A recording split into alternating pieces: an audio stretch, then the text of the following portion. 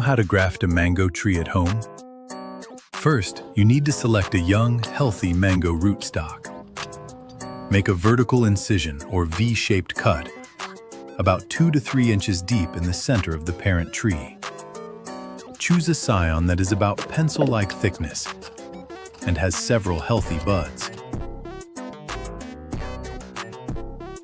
Using your sharp knife,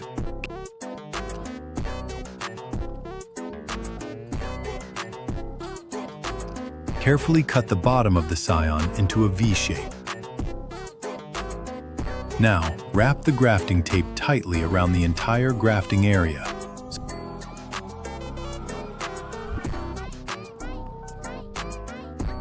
So that the scion and rootstock are held together tightly.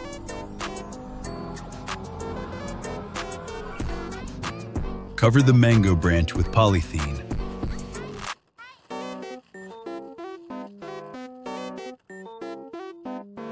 And tie it tightly.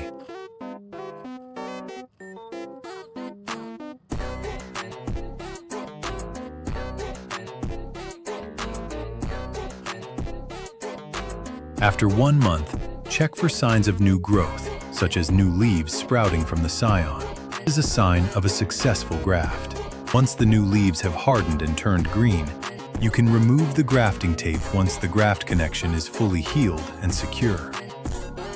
After 1 year, the new tree will be ready to bear fruits.